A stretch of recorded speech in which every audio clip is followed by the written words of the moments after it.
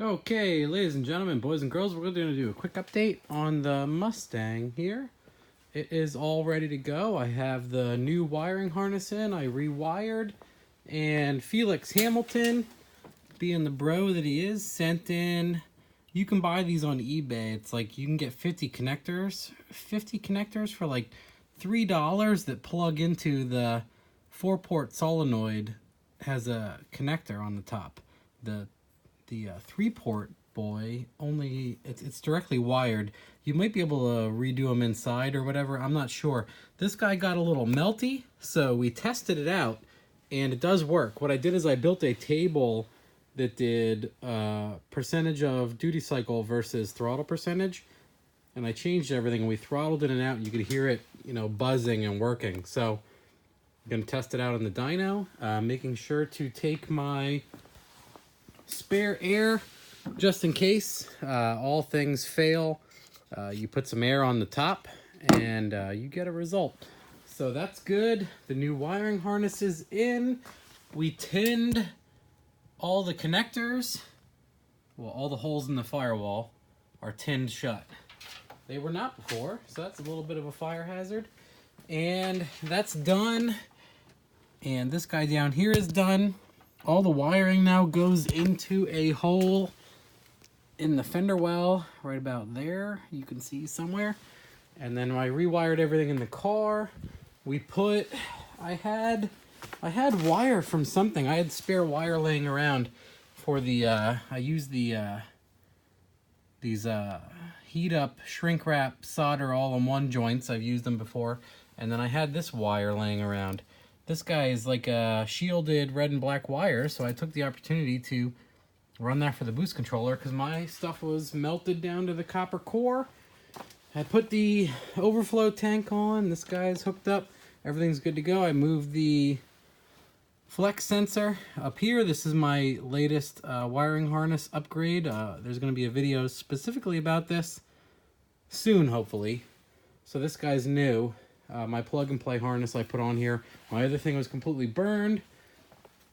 Everything else is good. Everything else in the car is working. Everything's good. What else we got? I got my chute mount for my buddy. I just got to buy a chute. I don't have a chute yet. I have everything but the bag and the chute and the spring that eject the chute. Everything else is good. Everything else is happy. The battery is good. I'm hoping sometime mid this week. Check it out, check it out, check it out. She fires right up. I'm not going to start it. It's kind of late. But everything in the dash turns on. I have this guy unplugged because I have my laptop hooked up. So we got... It's not going to read flex because that's part of the plug and play. It only runs when the fuel pump runs, that harness. So I got my trans brake is wired up. So that's this guy. Arcade buttons. Turn it off. Yep. And then boost control. And then that's trans fan. And then this is trans brake. And this is bump. And then bump also will scramble the boost. Awesome, right guys? Awesome. That's what I thought too. So we'll shut this guy off. And then the other thing I wanted to mention was the doors. This was a crank window car, but it had power, mirrors, speakers, crash bar, everything in. And since it has the roll bar tubing, and I cut the crash bar out, and I had to do a little hole so I'll get the bar out. I pulled about 25 pounds of weight out of the door. Just the door. So if I do both doors, I'll get about 50 pounds out of the car. That's a freebie. Another big one is this guy here is something Chris Ortiz found. This guy right here, if you look up this part number, let's turn it around correctly. I'm sorry. So that part number right there, if you want to pause the video, this is a AC Delco sensor for the 2-liter turbo engines in most of the newer Chevys. And I'm not sure exactly on the connector. I think it's similar to an LS9. I bought the incorrect one, and what I did was I just razored the teeth off the inside of the connector so it would connect, because it didn't fit perfectly. And then I repinned it. It's an 18 to $21 sensor. You can get it on Amazon, O'Reilly's, Rock Auto, a bunch of places have it in stock. It's a 2-liter turbo again, 4-bar map sensor, and I scaled it with my pressure sensor there. I turned it up to about, we could get about 45 pounds. So 0 to 45 pounds is accurate. I think it can read 46.4 stock. So it's very similar to a 3-bar in vacuum, and then they scaled the additional 3 to 4-bar of boost. So what I wanted to do was, I figured I might push this motor into the 30-pound range, and the EFI Source 3-bar map I had could see 31 pounds, but you don't want to run that close to the top of your map sensor. So what I did was picked up this guy. I can lower my price on my, it's kind of a scumbag move, but don't hate on me. I can lower my cost on my spreadsheet for $10 because that map sensor is a slightly cheaper OEM piece. So it'll read 46 pounds. So if I want to put 30 pounds to the engine, I still have overhead for boost cut and whatnot. Everything else is doing good. We're going to throw it on, and I'm going to strategically raise my boost. Not like before where I had to ham fist everything. Now I have the square coils on. I have BR7 EF plugs in.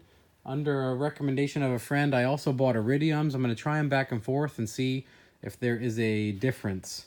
There's obviously a cost difference, so I want to see if there's a practical difference for this budget style car other than like cold starts and other things. So I'm going to go back and forth on that. I have different coils up there. I've got coils here. I've got the coils that I think hurt the motor over there. I'm going to limit the dwell in the tune. There's going to be a lot going on, so hopefully the dyno and everything is fruitful, and we learn a lot, and I make a bunch of power, and everything is happy, and when we take it to the track next, there's no unhappiness. So, other than that, everything's looking good. Everything's ready to go. The other really neat thing to note here is my other pulls on the dyno were nearly the same exact engine, same turbo, same everything, other than the cam was the sloppy stage 2, and now it has the Summit stage 2 turbo cam in it, and it has a slightly stiffer, heavier valve spring for pretty much the same cost also.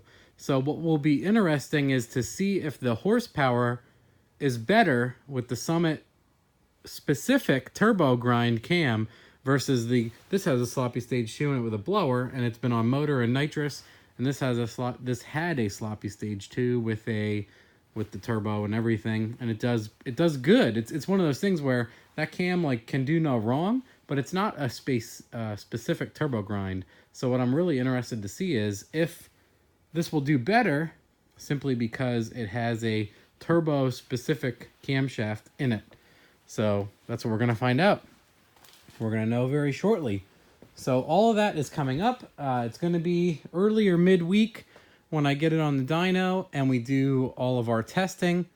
From there, we will know how it did versus prior, because I have all those logs and I know how much boost made what power, everything else. Hopefully this dyno appointment goes much smoother since I don't have anybody else to put on but myself, and I don't have to sacrifice my time or what I want to do with this versus putting someone else on, which is what happened before. So hopefully we get a good result. Hopefully it doesn't blow up 200 feet out, and we do a little bit better and we attain our goal, and I can give everybody the price as is to make it do this, and so people can attempt to replicate. Obviously, if you're in an area where this engine is expensive or this car is expensive, or you simply can't find if you're in Anchorage, Alaska, and you can't find a Roller Mustang for cheap, obviously this doesn't apply to you.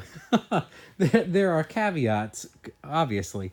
So that's where we're at. That's where we hope to be. And then there's a bunch of rentals coming up late October that we can maybe hitch into, early November that we can certainly get on. As long as the people at the track aren't watching these videos and know how horribly unreliable I've been to date, we should be good.